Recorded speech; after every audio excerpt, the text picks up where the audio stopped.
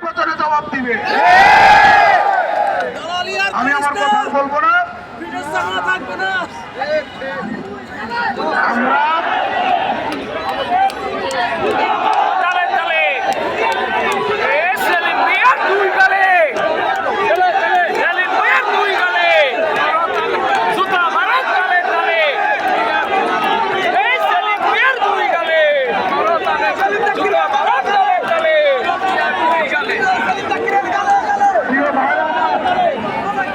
আমি এতদিন তাদের বিপক্ষে কোনো প্রতিক্রিয়া দেই নাই, একটি কথা বলি, কিন্তু তারা এখন দেখছি প্রকাশ্যে এই আন্দোলনকে বিতর্কিত করতে তারা এখন প্রপাগান্ডা চালানো শুরু করেছে।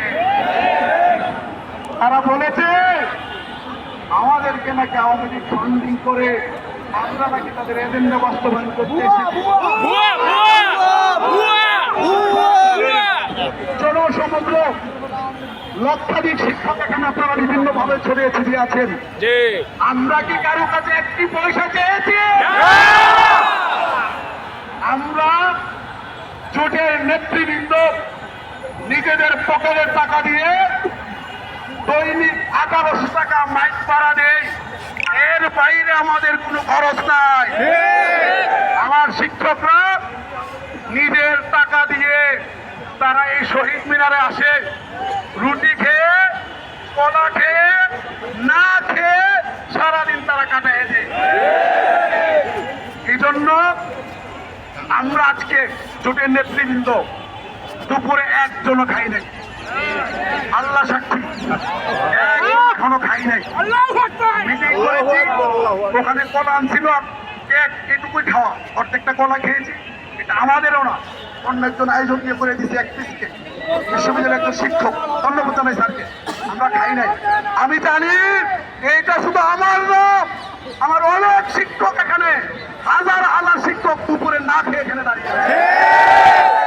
সুতরাং এই শিক্ষকদের ব্যাপারে যদি আপনি বিভ্রান্তিমূলক তথ্য ছড়ান, আগামী নির্বাচনে আপনি বিএনপির অনেক ক্ষতি করবেন, এটা বিএনপি হাইকমান্ডকে বুঝতে হবে।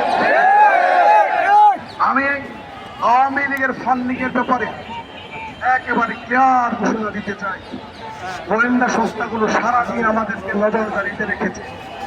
যদি গোয়েন্দাদের কাছে এমন কোনো তথ্য থাকে, সন্ধ্যার মধ্যে আপনারা প্রকাশ করেন এবং আমাদের সকলকে গ্রেফতার করে আইন অনুযায়ী আমাদের বিরুদ্ধে ব্যবস্থা গ্রহণ করেন।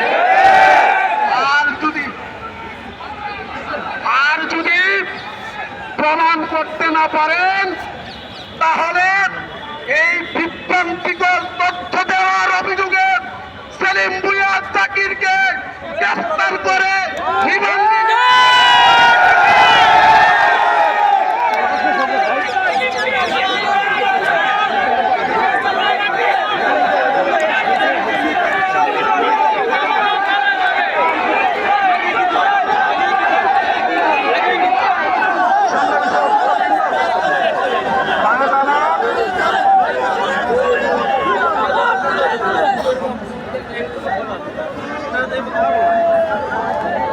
সহযোগিতাবৃন্দ।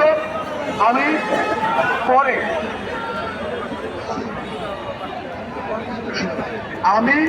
আপনার সাথে কর্মসূচির ব্যাপারে একটু পরে কথা বলছি। এ পর্যায়ে এনসিপি শান্ত ভাইয়ের সাথে যারা এসেছেন ওনাদের বক্তব্য শুনবো। আমরা কর্মসূচি আছে, না না শুনতে হবে। ওনারা আসছেন, একজন বক্তব্য রাখবে, একজন বক্তব্য রাখবে, একজন বক্তব্য রাখবে। শুনুন,